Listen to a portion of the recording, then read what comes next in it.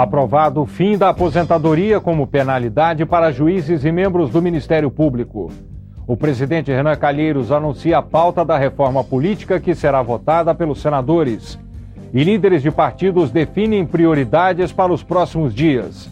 Jornalista que denunciou espionagem norte-americana promete novas revelações e diz que empresas brasileiras podem ter colaborado com o governo dos Estados Unidos. Exposição em comemoração aos 190 anos do Congresso mostra peças valiosas no Museu Imperial de Petrópolis. Você vê agora no Jornal do Senado. Boa noite. Os líderes de partidos definiram hoje as prioridades de votações no Senado no segundo semestre. Passe livre para estudantes, 10% do PIB para a saúde, o programa Mais Médicos e mudanças nas regras eleitorais vão entrar na pauta. A reforma política está entre as prioridades. Na semana que vem, os líderes esperam votar propostas de consenso para que entrem em vigor nas eleições de 2014. Nós achamos que a substituição do candidato que é declarado inelegível tem que ter um prazo mínimo antecipado. Não pode se deixar o eleitor ir às urnas até a eleição achando que está votando em João e na realidade está votando em Maria. Com relação à questão de pichações e outros gastos com publicidade que acaba encarecendo e muito as eleições, o que dificulta a fiscalização da aplicação de recursos, é uma forma de nós encurtarmos os gastos para dar mais transparência e assim evitarmos caixa 2 na política. Propostas polêmicas também estão na pauta. O PT quer retomar o plebiscito da reforma política e o financiamento público de campanha. O presidente do Senado propôs uma alternativa. Poderiam ser adotadas regras sugeridas por estudiosos que vedassem as doações a candidatos, facilitando o controle dos órgãos fiscalizadores, ou até, senhores senadores, um sistema que imponha um teto ao orçamento das campanhas, limitando as doações das empresas privadas a um percentual desse orçamento das campanhas. As campanhas políticas brasileiras, como todos sabem, estão entre as mais caras do planeta. Os líderes também decidiram continuar a analisar a pauta prioritária, definida em junho, como resposta às manifestações. O Plano Nacional de Educação vai ser votado após uma audiência pública. O passe livre para estudantes vai passar por 2 comissões antes do plenário. Foi um apelo de vários líderes no sentido de avaliar o impacto econômico dessa medida e como um procedimento normal.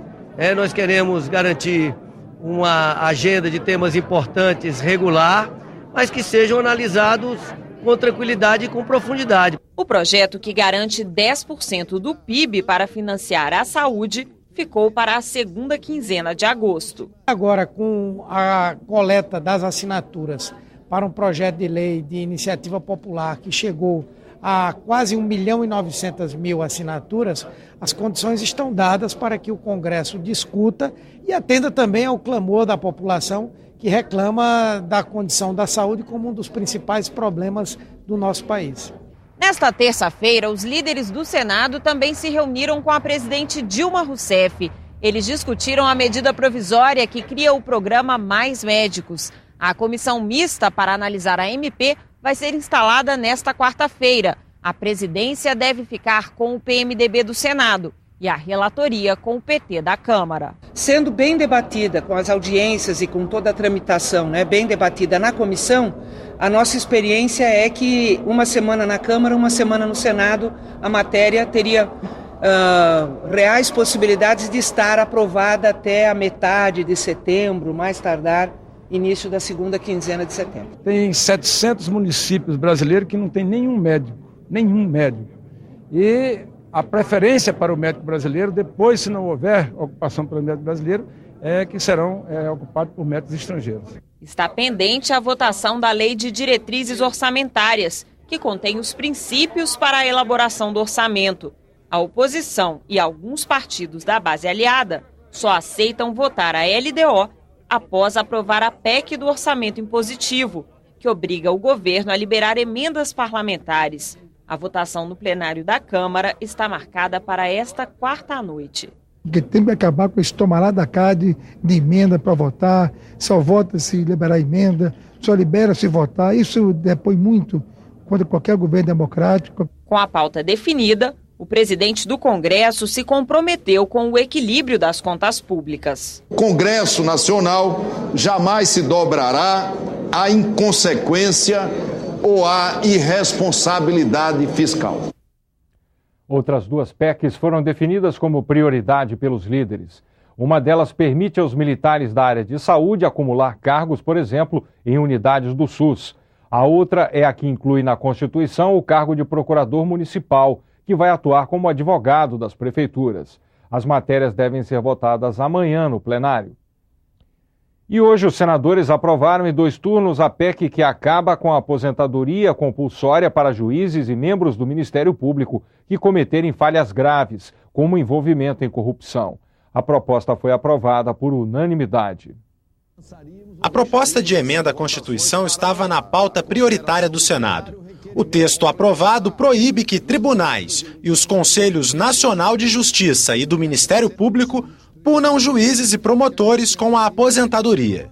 O autor da ideia considera a pena um prêmio para quem comete crimes. Agride a consciência da nação quando nós vemos, por exemplo, juízes, desembargadores, acusados de venda de sentenças, comprovadamente vendendo sentenças, outros envolvidos em crimes de corrupção de dimensão inclusive internacional, como foi o caso do Tribunal Regional do Trabalho de São Paulo, e que depois poderiam ser aposentados compulsoriamente ou então afastados com vencimentos integrais. Isso precisava acabar para que nós não tivéssemos um tratamento privilegiado para determinados servidores. A PEC detalha as regras para julgar os magistrados. Eles serão submetidos primeiro a processos disciplinares realizados por tribunais ou pelo Conselho Nacional de Justiça. Poderão resultar em remoção, suspensão por 90 dias ou disponibilidade por 2 anos. A perda do cargo será decretada com o apoio de 2/3 dos votos do tribunal ou do Conselho. Se isso acontecer, o Ministério Público deverá abrir, em 90 dias, outro processo, desta vez na esfera judicial. A demissão, sem que o juiz tenha direito à aposentadoria, ocorrerá quando esgotados todos os recursos. O relator disse que a proposta foi debatida com várias associações de juízes e de promotores e que haverá um efeito positivo para a população. Casos como o do juiz Lalau, nunca mais. Porque isso é que ficou gravado na memória da população brasileira. Um grande ato de corrupção e um presente no final na sua aposentadoria. Senadores elogiaram a proposta por ela não ferir o princípio da vitaliciedade dos juízes, que é o direito de se manter no cargo por toda a vida. A vitaliciedade é um direito fundamental de uma instituição chamada magistratura e é um direito fundamental de uma instituição chamada Ministério Público. Não há que se falar em Ministério Público independente, não há que se falar em juiz sem o temor de descontentar quem quer que seja, sem a vitaliciedade. A proposta foi aprovada por unanimidade nos 2 turnos e seguiu para a Câmara dos Deputados. O jornalista Glenn Greenwald afirmou que empresas brasileiras de telecomunicações podem ter colaborado com a espionagem norte-americana. Ele foi ouvido em audiência conjunta das Comissões de Relações Exteriores e Defesa Nacional do Senado e da Câmara. As reportagens começaram a ser publicadas em junho nos jornais The Guardian e The Washington Post. Glenn Greenwald divulgou documentos vazados pelo ex-analista da Agência de Inteligência dos Estados Unidos, Edward Snowden. Segundo as denúncias, o governo Barack Obama monitora os passos de cidadãos americanos e até de outros países. A espionagem está dando ao governo americano muita vantagem como negociando esse contrato. Eles podem saber os planos, ou a estratégia, ou tudo que o governo de outro país na América Latina está planejando. Isso não tem nenhum relacionamento com terrorismo, segurança nacional. O jornalista disse que o governo dos Estados Unidos tem como reunir 40 bilhões de mensagens por mês. A legislação do país exige decisão judicial para grampear cidadãos americanos, mas a regra não vale para estrangeiros. Se você é americano, morando nos Estados Unidos, eles precisam ir primeiro para o tribunal e pedir permissão, sempre receber. Mas se você não é americano, eles não precisam nada, nenhuma aprovação do quadro para fazer isso. Esse sistema é muito, muito poderoso. Acho que é muito mais do que pessoas estão imaginando. Segundo Greenwald, a Agência de Segurança Nacional Americana usa empresas instaladas em outros países para monitorar e-mails e telefonemas de estrangeiros, inclusive no Brasil. O governo brasileiro tem uma capacidade para descobrir essa informação se tem vontade. As empresas de telecomunicação brasileiras devem ser obrigadas para responder. E se eles querem falar que eles não têm nenhuma ideia que o parceiro americano está invadindo esse sistema de telecomunicação, eles podem falar isso formal da investigação. A Comissão de Relações Exteriores do Senado aprovou o requerimento para ouvir representantes de empresas de telecomunicação instaladas no Brasil. Vamos ouvir agora as companhias que operam a internet no Brasil e vamos ouvir as companhias, enfim, de telecomunicação que têm aliança com as companhias norte-americanas, por onde o senhor Glynn, que conversou com Snowden esse tempo todo, nos afirma que há indícios muito fortes de colaboração e de parceria dessas companhias para a quebra de sigilos das pessoas e também das empresas. Durante a audiência pública, jovens usaram máscaras com o rosto de Edward Snowden, que está asilado na Rússia. O Senado aprovou um voto de louvor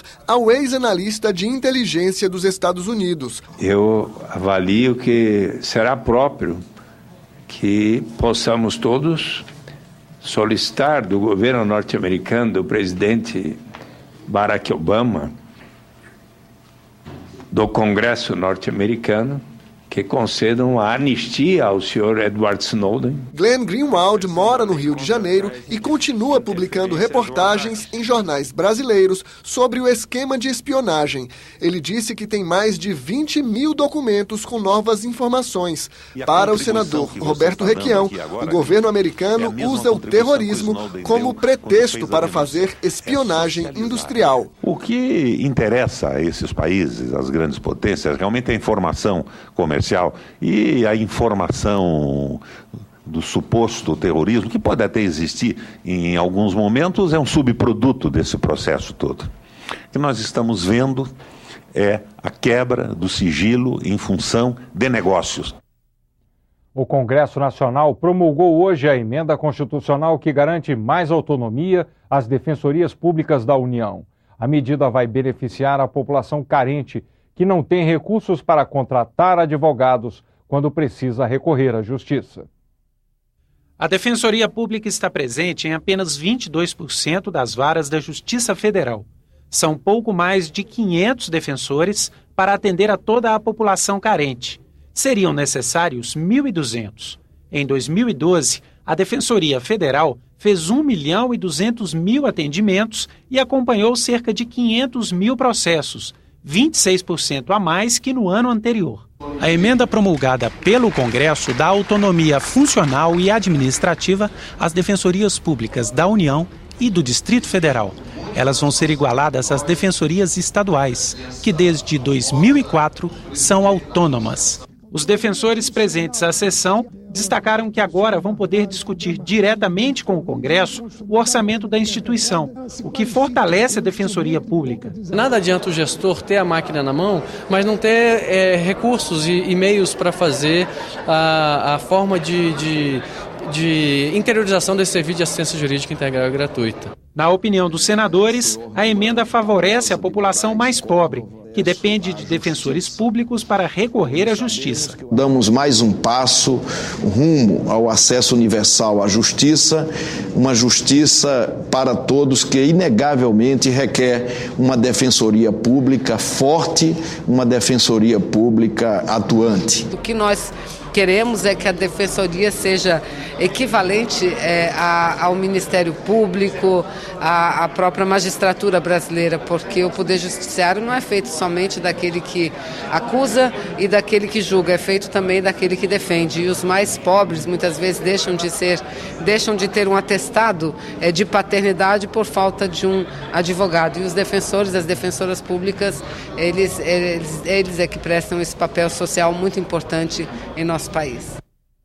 A seguir, assalto a banco ou caixa eletrônico pode se tornar crime contra o sistema financeiro nacional.